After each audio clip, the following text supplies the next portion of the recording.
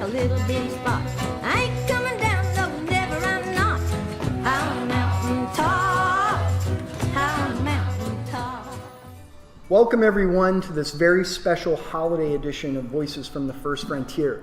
Everyone has been asking, when are we going to have our friends at Railroad City Brewing on our Voices series? Well, we thought it was best to make this stop part of our holidays, since so many of us gather together to share some good beverages and cheer this time of year.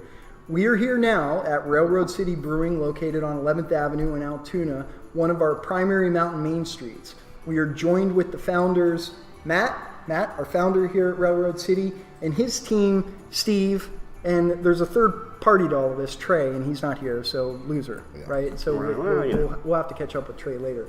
Railroad City opened in the spring of 2016 and has firmly established itself as a go-to place in Blair County and developed a dedicated following, including all of us at ABCD, who were here and frequent the establishment and enjoy the beer. So first of all, thanks guys for being here and doing this today. We have a lot to get to.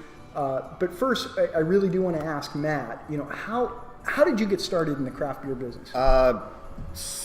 Several years ago, I guess basically just homebrewed as a hobby for a few years. And then we opened the first brewery, which was on Valley View Boulevard. I think that would have been like the end of 2013. We were there for at the time it was just myself, but about a year or so. And then we had the opportunity to relocate to where we're at now. And that's why my next question was really, thinking about downtown, you guys were really one of the first operations that sort of experienced this resurgence at least on the private sector, with the redevelopment of this building and everything, and it's been great. So how did downtown sort of get onto your radar screen? Originally, before I had opened the old brewery, I met Bill Sell from next door from Bold. He had just opened down here, I think the year before or several months before, and I really liked the neighborhood. I always had the feeling it was going to come back together like this, but at the time when we opened the original brewery, I wasn't in a position where we could do something like this, so it was like, I had always wanted to be down here. I mean, we looked at, I think, 2 different buildings down here at the time, but they were just, for the scale we were at that time, there was no way I could actually make it happen at that time. So we just kind of hung in there until something came up, and here we are.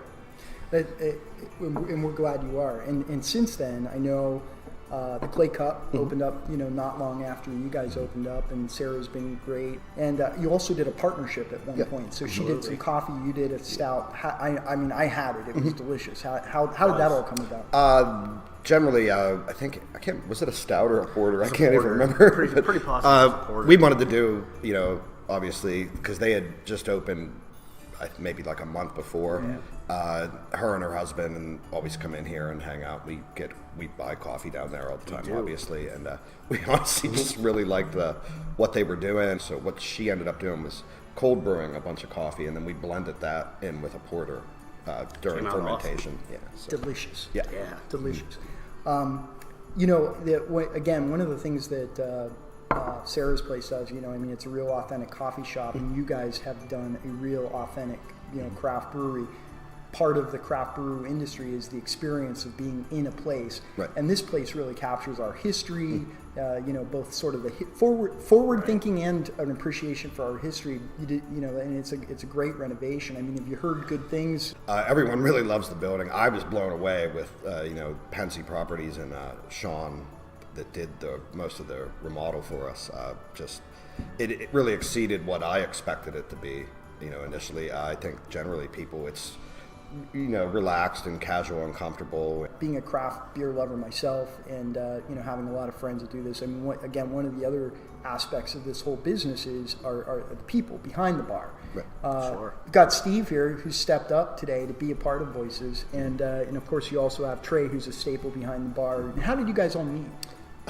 Steve and I actually met when we were, I guess, in grade school. A long time ago. But we'll go for extended periods of time without talking to each other. Just that's the only way you can maintain a friendship with somebody for that long. So funny thing though. And he's tough to be around. I mean, right. It's curmudgeon. definitely. And so what I think the day we opened here, I had to run and get something, and I was driving back to here, and I passed him and waved and stopped and talked to him and like, come with me, because we need help. So, and then that year and a half later, Right, here still we here. are. And then Trey, he was bartending at a bar in Juniata. We met him when he bartended there. The personalities and the people, I mean, that's what makes it, that's what adds to the experience, and definitely the, the beer and the flavors that you're all putting on. Let's talk about the beer for a second. That's what keeps people coming back. You can put a good place together, but these places, a lot of them have not succeeded if you don't make good beer. Obviously, you're making good beer.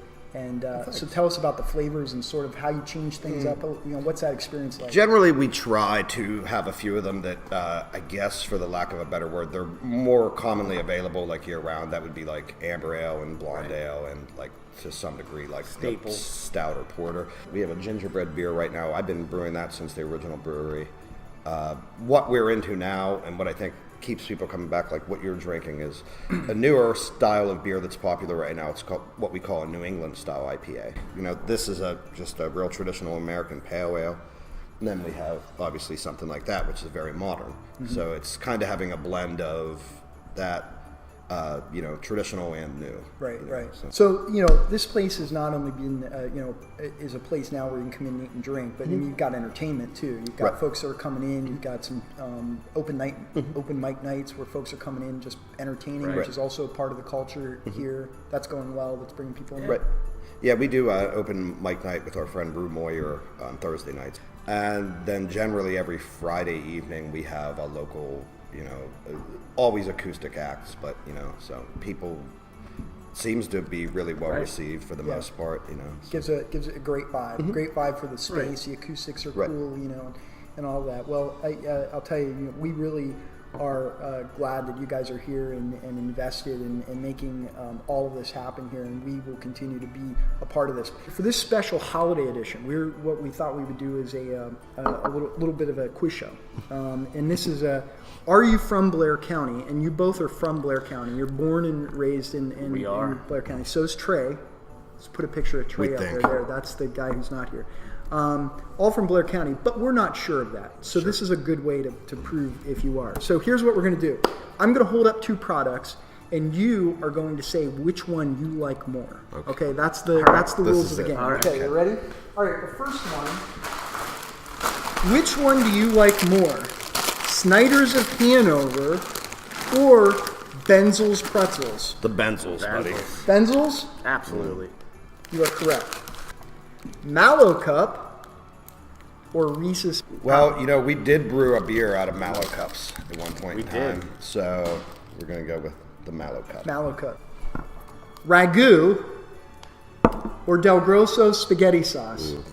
The classics are classics for a reason. Absolutely. I don't think there's any choice with Absolutely not. I think we all do these runs at 3 a.m. in the morning when we need to. Sheets or Wawa? What's Wawa? Exactly. You don't want to do that. There you go. Don't do that to yourself. Sheets, of course it is. Yingling Lager, which is a Pennsylvania lager, and we're fine with that, or Downeaster IPA made by Railroad City Brewing Company. Not that there's anything wrong with Yingling. No, there's nothing wrong with but that. we're going to go with the would- cloudy juice there. I would say that's a good choice. Well, hey, thank you, Matt. Thank you, Steve. Thank you, Trey, Thank you. for doing what you do, Trey. For being here today and having us here and hosting us here for Voices from the First Frontier. Where do they find you guys? Because I know you're on Facebook. You've got We're a actually website. on like every social media. The easiest way, all of them are linked to our website, which is just railroadcitybrewing.com. You can also follow us on Untapped, and it will update you every time we change beers or put a new beer on. Excellent. That's good to know. As always, if you have someone that we should have on Voices of the First Frontier and you want to make a recommendation, let us know by visiting our website at yourfirstfrontier.org or click on the contact page there. You can follow us on Facebook at First Frontier Blair County. Here's something special. Before we go, we all know, right? Santa loves cookies and milk on Christmas morning.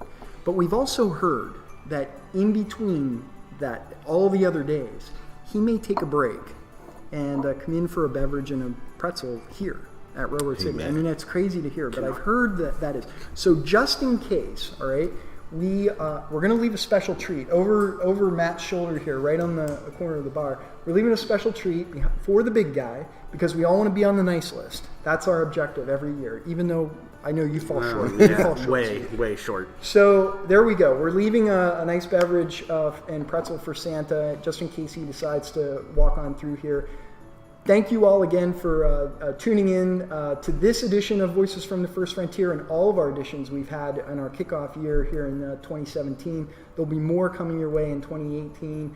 So everyone from the Altoona Blair County Development Corporation, we wish you all a Merry Christmas, a Happy New Year, and keep tuning in. And traditionally, we all say cheers. Cheers. Cheers.